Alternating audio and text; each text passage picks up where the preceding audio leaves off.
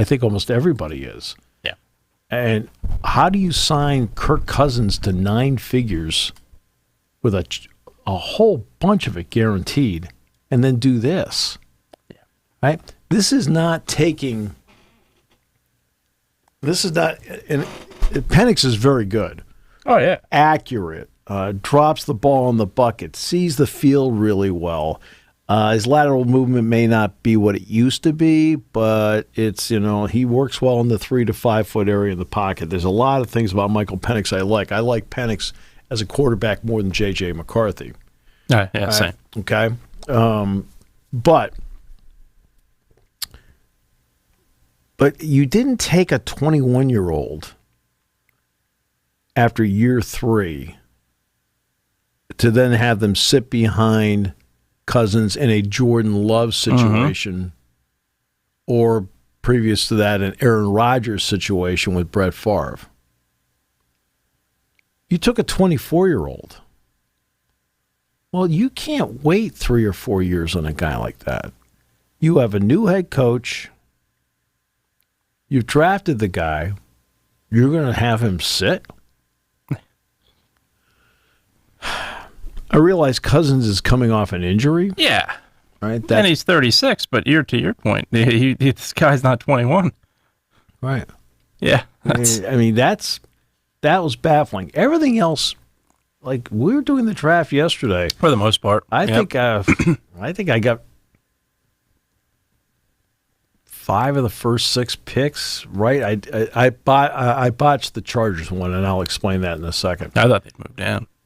Well, but I actually thought they'd move down. I botched the Chargers one. I'll explain that in a second. And Olu went exactly where I said. Yeah, I thought he'd go to the Jets. I had him at 10, I think. Right. But yeah, right. I had him. No, but I Jets. knew. Yep. But I just. I thought the same thing. As I said yesterday, when you're at pro day and he's done working out and the entire contingent leaves.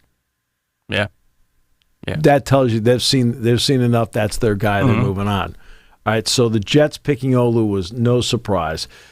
He is exactly what Aaron Rodgers needs. He needs to have a pass protector that has his back. He's got that now in Olu, who is a superior pass protector.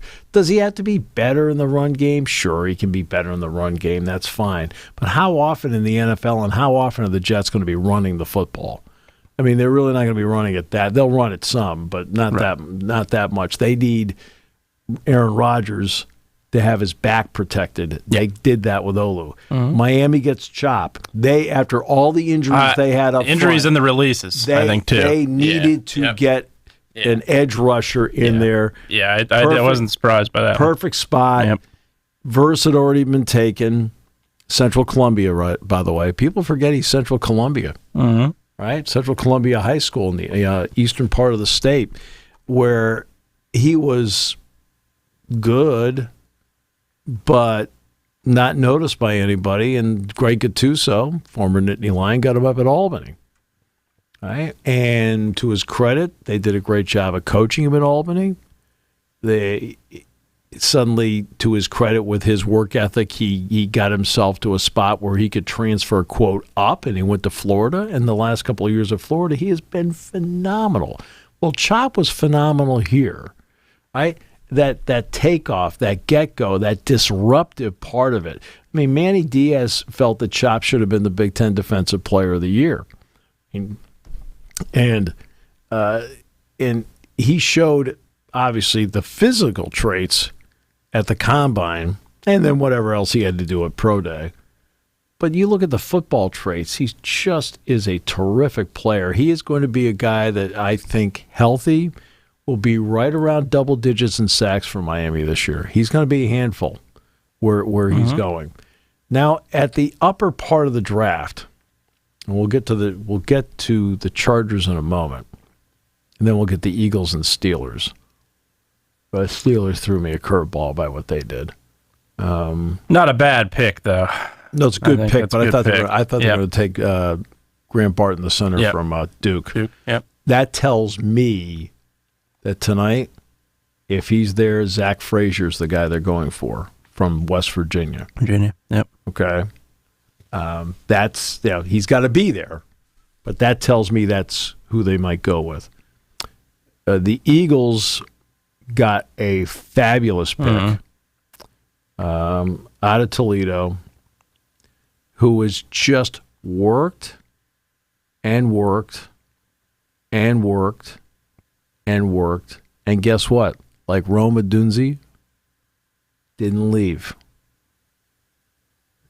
You don't think that kid could have gone someplace else from Toledo? Nope. He stuck with it. And he tested great. You look at his tape. Excellent cover guy. Really good cover guy. Understands leverage, does a great job with it. He's a corner. I know there are a lot of people who think Cooper DeJean, who's been playing corner after his injury, they think that maybe he's a safety now. Right? The injury part, I think, is the part that I think scared some people off, and that's what put this kid to the front. And I thought the Eagles, based on need and quality of player, hit a home run. Yeah, sure did. The top of the draft, Williams and Adunze. When we did the mock draft yesterday, I had those two right. In fact, I had more right than I realized because I had Worthy going to Kansas City. That one I didn't. I knew they were going to take a wide out, but I did not anticipate the Bills were going to trade with them. Well, it's because your team again got outsmarted. That does happen. Brett Veach is pretty good GM. That's overlooked. To be all jokes aside, what this man has done in Kansas City since trading Tyreek Hill, the drafts he's had, I asked Brett. Been incredible. I asked Brett 2 months ago when I was talking to him. I said, "Is there any point you can enjoy this?" And he said, "You know what?" He says, "June maybe." He says because. I said, "Well," I said, "I'm sure you enjoy like the Derby and the because Brett's a horse guy. He loves the ponies." Okay, and he loves the fact that I work with Girardi. Nice, he does. His brother was a heck of a player too. Yeah, both of them were great players at Mount Carmel. But he said June. And the reason he said June was because at that point, the season's over. You have the combine. You bring in 30 players, their pro days, then work out and get the draft done, then you have OTAs, and then when OTAs are over with, he said that's the time that he feels he can enjoy what they just did. You would kind of think that you'd be allowed at some point to, like, at least even if it's for a week. Yeah, but that's not the nature of the job. No. Now, at the top of the draft, so Williams and Adunze, excellent picks by Chicago. Love what they did. They already have more. All right, they picked up Keenan Allen. Now they have him. They've got DeAndre Swift. So they've changed a lot of things up. I think they feel good enough. Now the draft, and they can draft other people tonight, but they feel good enough about their offensive line, and it tells you they feel good enough about their defense in terms of the basics. Sure. I mean, the Bears were a 7-10 team last year. Yeah. It's not going to better at the end of the year. It's not going to take much to be 10-7. Right. All right. So, I mean, it doesn't take much to be 10-7 at this point. Going to be a competitive division. I don't think there's any question about that. Packers are getting better. Lions are definitely better. Yeah. No. So, but you also have multiple playoff spots. I mean, only the 49ers are going to be from the West, and that's going to cheat. Most likely. Yeah. Like, performance enhancers work great.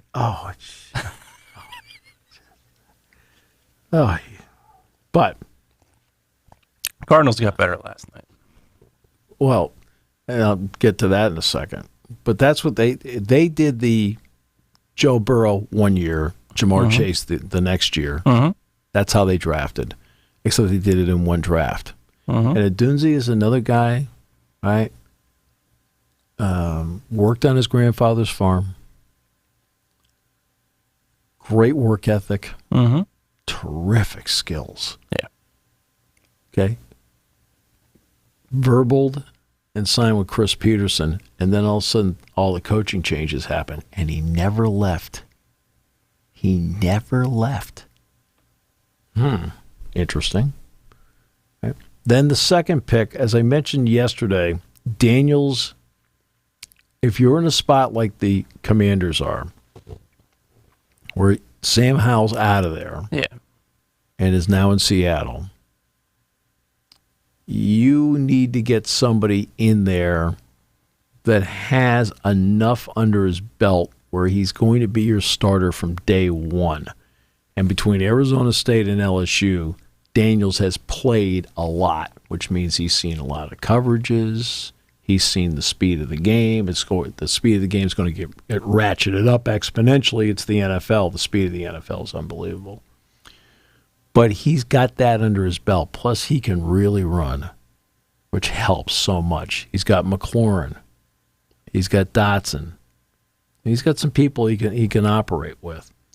And I think that's going to make a big difference moving forward. But they needed to get a more experienced guy that had played a lot of games in that spot. Turns out he's also the Heisman Trophy winner.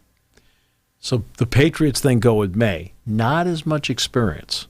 See, that's the difference between the Daniels pick and the May pick. May's a little bit younger, right? With Jacoby Brissett, they can kind of sit there and maybe buy him a year sometime. Yeah. Right? To do whatever they need to do, because Mayo's not going to get fired after a year. No. Staff's not going to get fired. They're going to get an opportunity to coach the team. Yeah. And then we'll see how they feel about May at midseason, about what to do.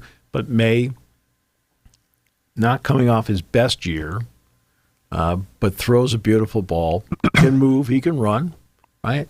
But doesn't have the number of game reps that Daniels has.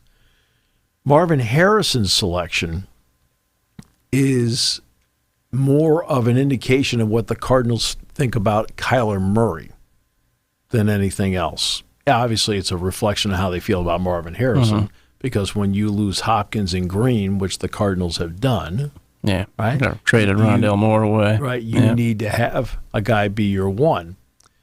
Well, if you're doing a full rebuild at that point, and you're not going to keep Kyler Murray, right? You trade him, do whatever you got to do at that stage, and then you draft a quarterback.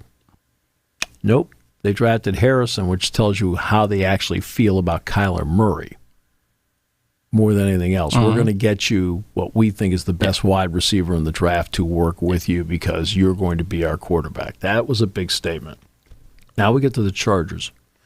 This is where I botched it yesterday. I looked at it with Herbert and Keenan Allen. Herbert's the quarterback. Keenan Allen is now a Chicago Bear. So I thought they would go wide receiver there. Right. Instead, I should have just taken a step back and reviewed who's making the pick, and that's Jim Harbaugh. Jim Harbaugh built his success at Stanford in the trenches. Yeah. Oh, sure, he had Andrew Luck, but he built it in the trenches. The number of times that Jack Ham and I would watch Stanford play football when Jim was the head coach, he said, man, I'll tell you right now, they play like a Big Ten team. And then he goes to the 49ers. He did the same thing. Absolutely. Right? Yeah, had arguably the best offensive line in football with Ipati, Davis, Staley. No doubt. Right. And he goes to Michigan, and what does he do at Michigan? Same thing. Offensive line, offensive line, offensive line. That should have been – it's one of those – I'm thinking about it. It's the NFL. You need a wide receiver. Herbert needs a guy to throw to. Keenan Allen's with the Bears. I'm trying to add all that stuff up. And I should have, instead of adding all that stuff up, looked at, okay, wait, who's actually making the pick and what's his pattern? And so he ends up picking Joe Alt. And when he made the pick of Alt, he says, you know what, that's a Harbaugh pick. And you've got Rashawn Slater already. Okay? So the question is going to be whether Slater will continue to be at left tackle or Alt, or Alt will play there and they'll flip him, or Alt will play right tackle, whatever. But that is a Jim Harbaugh pick. Yeah. And I should have read that one better, because then I come right back with the Giants and said the Giants are not taking a quarterback, so they're going to take Neighbors. Yeah, they were sold on him for a while. I just felt like that was where they were going there. And that was why, a lot of teams, the 49ers included, were trying to move up with a package to try to take a receiver, and they knew they had to get into the top 10 to get Neighbors, because I just felt like that was where the Giants were going to go. I don't think they're ready to give up on Daniel Jones. I think they realized the investment they put into him. It's a lot of money. It's $40 million a year. Exactly. And that's so I think that was the direction they wanted to go. And it's going to be interesting. This goes with Hyatt, that was picked from Tennessee last year. They're trying to get more speed out there for him to operate with, and then go from there. I mean, and so Brian Dable and Joe Shane are looking at guys that could be game breakers for them, and both those guys have the potential to be game breakers. There were moments last year where Hyatt was. I mean, Hyatt did some good things for them last year in an absolute grab bag quarterback situation after Daniel Jones got hurt. Then the Penix pick. I mean, I expected Tennessee to go offensive line, so Latham was fine. All right, the Penix pick, it's just, it's not that he got picked, because my prediction would have been he would have been the fourth quarterback off the board anyway, just based on what I look at. Yeah. Right. Now, I'm not going to pretend I know as much as these guys do. I mean, it's their job. Right. But by my look, considering he's, the last three quarterbacks are all three guys I've broadcast games and seen in person multiple times. Like, it wasn't like, hey, a one-off on Penix. How many Michael Penix games did I broadcast in my career? How many J.J. McCarthy games did I broadcast in my career? So that means it's not just doing the game, but it's looking at the video leading into the game. And I just like Penix more. But Atlanta? Yeah, it makes no sense. They need pass rush. I was really taken aback by that. Dallas Turner's there. I think that's a no-brainer for me. I think you got to take that in that spot. I mean, I know Kirk Cousins is 36. Yeah. I got that. But still, back to your point in the beginning of the show, Michael Penix isn't 20. Right. He's 20. He's going to be 27, 28 by the time Cousins is out of there. I mean, or let's just be conservative here. He could be 26 taking over full time. But why do you give?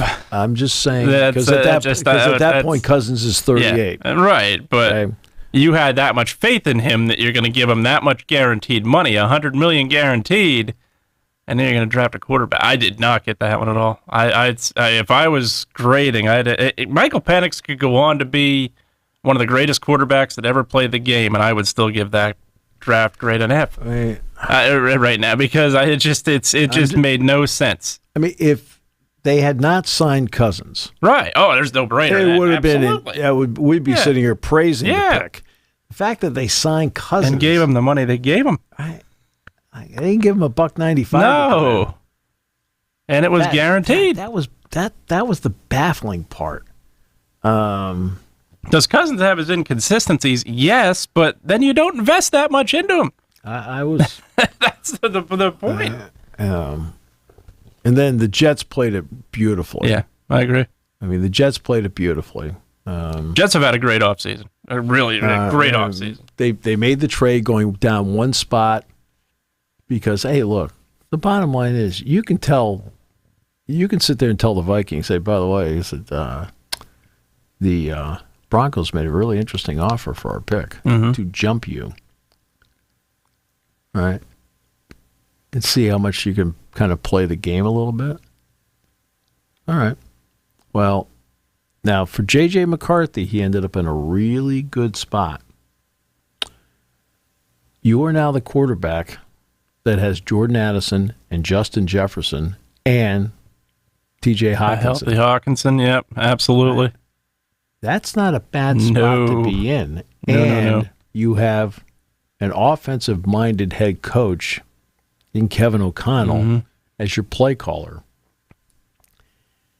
That's a good spot for a quarterback sure is. To step into. Not bad. Bo Nix. As soon as McCarthy went, I expected Bo Nix to go to Denver. This is the opportunity for Sean Payton to start from scratch, play quarterback, and then build him up. Look, Nix has got, let's face it, Nix, as time has gone, especially at Oregon, he did not have swagger at Auburn. No. Right? No, you're right. Right? When he was at Auburn and he's playing here in Beaver Stadium, I thought he played decently that night. Yeah, he didn't make the big mistake. He stayed away from that. No. Still made, kept him in the game. Right? He kept him in the game, whatever, but like he's out there playing. When he got to Oregon and found some success, he got his old swagger back. Right? He kind of came out of high school with some swagger. Then he got knocked to smithereens all over the place. I mean, and knocked by the fans, knocked by the media, everything. And I think, like I remember when he transferred out, my first thought was, I knew Dillingham was out there as the quarterback coach. But I thought, oh, good for him. That kid needed to get out of there. He needed to go someplace fresh. Well, he went to someplace fresh, and he was great. He played really, really well, and he's got that swagger to him. Absolutely. Now he doesn't have a lot to work with in Denver. No, he doesn't. He does not have Justin Jefferson and Jordan Addison like McCarthy. No, this is a Sean Payton pick. This is a prove-it-to-me pick. There's no question about it. And the other part with Nix, I felt like, at Auburn, I think a lot of times players, no matter how good you are in the shadow of your father. And I think that's exactly what happened there. I think there's no doubt. They don't forget the undefeated season his father took him to. And that's when you look back at that, I think that you're in the shadow. There's a lot of pressure on you. I thought that pressure was off when he went to Oregon. I think that was the other part of it too. And now he's in Denver. He's got the chance to succeed. Does not have a lot of weapons around him, as you said, and they even unloaded some of them. Traded Judy to Cleveland. So it'll be interesting to see. I think it'll be interesting to see what he does and really what Sean Payton is able to do, because this is you ate a lot of salary on a guy that you invested in. Now you're going to basically have to prove it to me or else at this point. This is that prove it pick for Sean Payton. Yeah, no doubt. And this is maybe round one. What was it, the first 14 picks for offense? Mm-hmm. Okay. Yeah. At least 3 teams needed defense. Yeah, but that's why it's a 7-round draft. It is. Yeah, there's no doubt. Yeah, and you find there's teams draft better late than they draft early. I mean, to be honest with you, like tonight is a really important night. The second and third rounds. Sure. Because you're still drafting starters, I think, for the most part. Oh yeah, you're drafting guys that you think can step in for the most part, not everywhere, but for the most part can step in right away and play. There's no quarterback left out there except maybe Spencer Rattler, and I think he's a third-day pick. Again, he has what I refer to as the look. You watch him, you're there, like, oh, how about that? But then when the game's over, you're like, okay, what did he do? Like, I felt like that when he was at Oklahoma. I felt like that when he was at South Carolina. Like, the game's over. I mean, he always he was like the waiter that runs around the restaurant and looks really busy, and then all of a sudden everybody realizes nobody got any food. that was that to me is like you look at him like, ooh, the way he sets up, the way he snaps the ball, the way he moves, you're like going, wow, he's got a real great look to him. And all of a sudden you like realize as the game's going, like nothing's really happening. All right, I remember the Georgia game this year. Okay, they hung him with Georgia. He had to make a drive at the end. And he threw 4 straight incompletions, and they weren't even close. You're like, okay, great. That was always my argument about McCarthy. Which game did he win? We're going to throw it on your shoulders and let her go. No. Like, which game was it where he got in the huddle and looked at everybody and said, okay, it's our time, let's go? No. Which game was that? Nope. Now, the Alabama game, he proved under pressure he can thrive, but no, he didn't win it there. That's there's no question. Alabama won it for Michigan in that game. I think you can make the argument. Yeah, they did. I mean, Alabama, to their credit, blew it. Big time. the first play of the game, he throws an interception that doesn't count because these guys out of bounds. Right. Yeah, that was just the really. They more lost it than Michigan won it. I agree. But I mean, that's why sure as heck didn't do it here. They ran the ball the whole second. Well, he's hurt. I mean, they ran the ball the whole second half.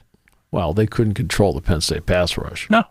They had That's why they went with 6 offensive linemen and ran it. And people don't realize Penn State had more first downs in the game than Michigan did. When everyone's like, they ran it 32 straight times, which is a fact. Yeah. But, Penn State, right, it wasn't like as if like they just got the ball run down their throat and they scored 40 points. No, they did run the ball and they got first downs. The 30-yard run by Corum was the killer. Oh, there's no doubt. A touchdown. Because I think Penn State had just scored before that, didn't they, or something like that? That was the one, I think, where James went for it on fourth down. Yeah, and didn't get it. And then Corum next play scores. Right. Yeah, I do remember that. But it's not a... No, I don't. I mean, he's an interesting pick because, does he have physical traits? Yes. Sure. Good size, good arm, can run. Confidence, run. And as I said the other day, I said exceptional leadership ability. Mm-hmm. Sure. All right. No question about it. But, like, you watch the games, and he does a lot of good things. And I didn't say he's a poor quarterback. I didn't say he's a mediocre quarterback. I didn't say he was a good quarterback. I said he's very good, but he's not great. Right. Right? Like, to me, he's in the hall of very good. Yeah. I think, very good makes you a lot of money in the NFL. It does. I think there's a lot of times these teams look at this guy and say he's a winner. And that could be good, that could be bad. Now, Tim Tebow was a winner. He wasn't a lifetime NFL quarterback. Ken Dorsey was a winner. He wasn't a lifetime NFL quarterback. Right. Now, this guy has better physical traits as a thrower than either one of those two guys. Yeah. But I think when you look at it, there's times when you look at the winning pedigree and say, hey, this guy can do it at the next level. Not necessarily. It's an adjustment that some people don't handle. Yeah. So, then there's your team.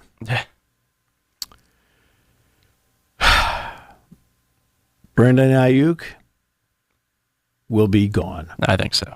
Again, one of the two. Again, because a guy like you will not pony up and buy season tickets. They don't have enough money. They don't have enough money to pay the guy. Well, no. And the other part of it, I'll tell you, this is a year that is going to be an important year for them because this is why they needed that first-round pick, and they need every draft pick this year because next year there's a lot of guys that are free agents. That includes your starting secondary. So I felt like you probably should have gone corner with this pick, but... Okay, well, this is where they are right now. All kidding aside. Yep. They're actually in a better spot than most teams. Why? Yeah. Because they're paying the quarterback seventh-round money. Yeah. Right? This is the opportunity. You got 2 years to do it, though. This is why you take advantage of it now. Mm-hmm. I agree. Okay? You have the financial flexibility that other people don't have. Other people don't have, sure. Right?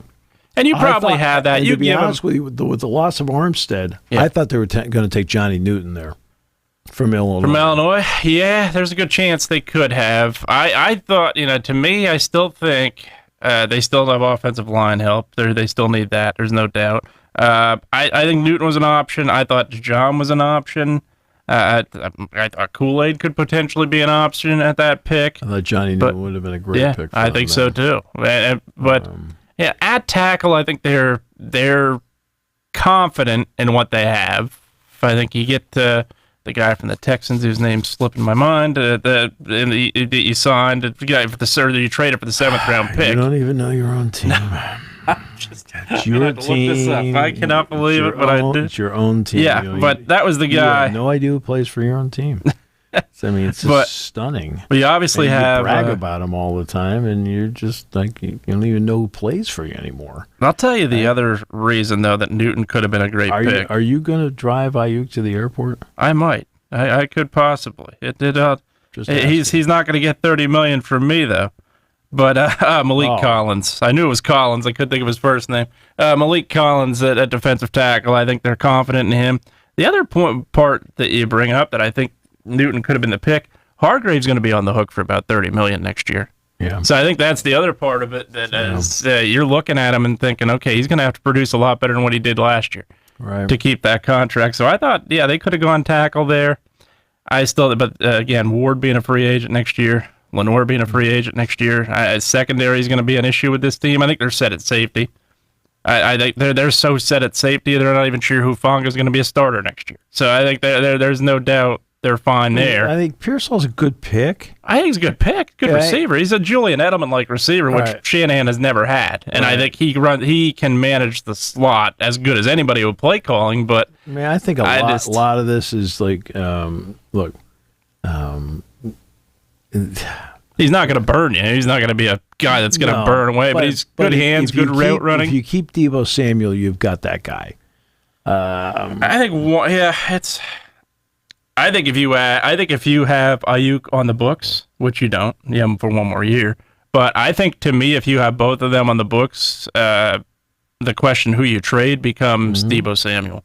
He's 28 years old. He's on the hook for $28 million this year, $26 million the following year, $25 million third year, and he's not played a full season. You always want to get rid of the older guy. I'll tell you what. You want older guys. That offense is different when Debo's not in the field. I'll say that. It's the way you are. You want older people out. But you are age discrimination.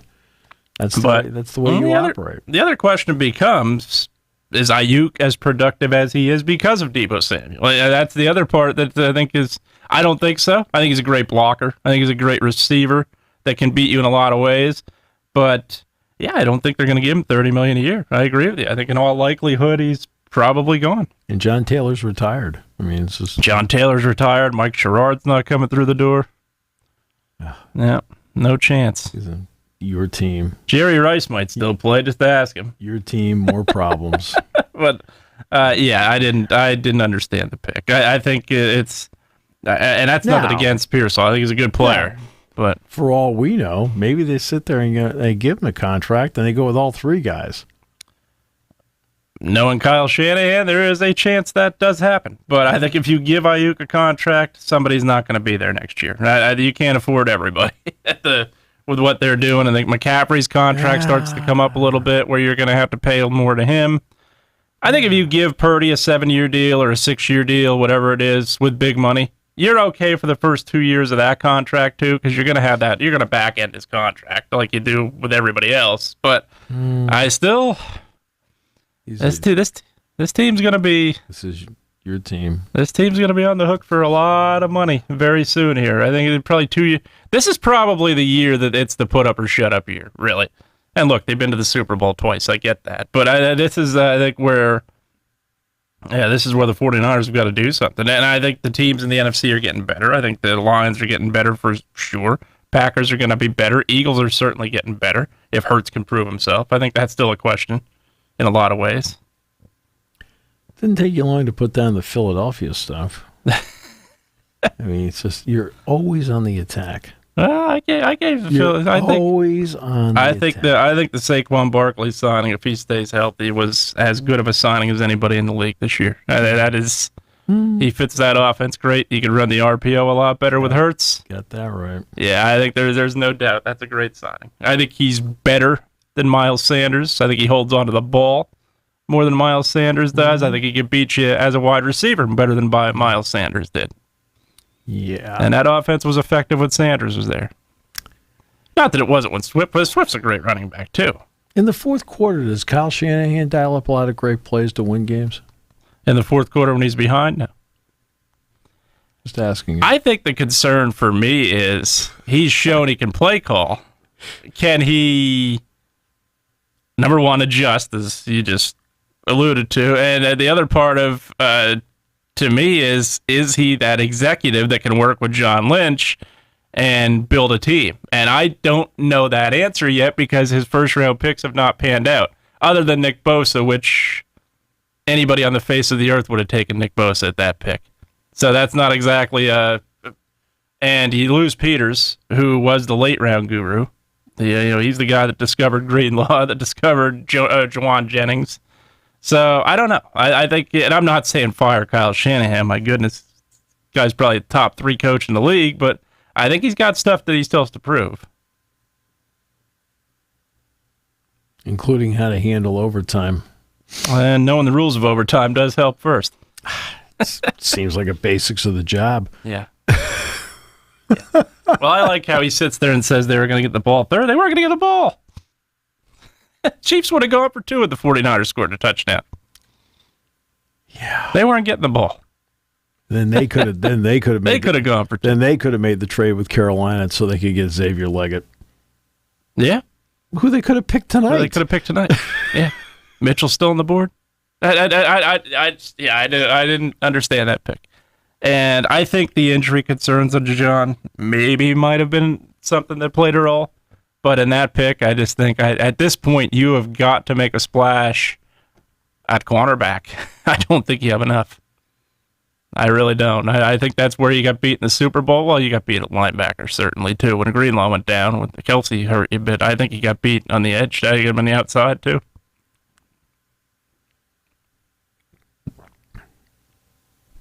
Your team, it's... The teams that are on par or above them got a lot better. I think the Lions got a lot better. I think the Eagles certainly got better this offseason in a big way.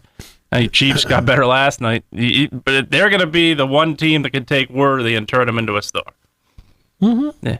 No, he can. Tyreek Hill speed. Yep, he can be that guy for him. Yep. No doubt. All right, so rounds 2 and 3 tonight. We'll see what the Steelers and Eagles want to do. We'll see how many Penn Staters go tonight, and we'll have a lot of fun watching your team botch it up again. That's right. They got 2 picks to botch. They lost that 1 third-rounder for Chase Young, so they only got 2. But... Oh, he worked out great. Oh, he worked out incredible. Had that 2 sacks in the Super Bowl. That earned him his contract. That's about it. Yeah, he's with the Saints now. Maybe he's going to go marching in. I don't know. He certainly didn't march into San Francisco. You traded for him. It was a low risk move, or pretty much low risk. Yeah, it was low risk for the teams facing him. The teams facing him too. Give him a compensatory 3rd round for him. It's not. I can't say it was a terrible move. I've seen worse. I've seen them trade away players that were worse. They sure could use a DJ Reed at cornerback. You really are scrambling right now, aren't you? Yeah. It's been a long time since you won a Super Bowl. It's been 31 years. Yeah. It's getting there. Long time, yeah. Sixers, I was barely born when they won the last one.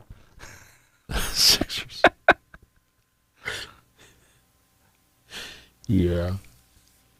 I still think they could beat this. They could win the series, but I just I'm not sure Embiid's fully healthy. I don't think he is.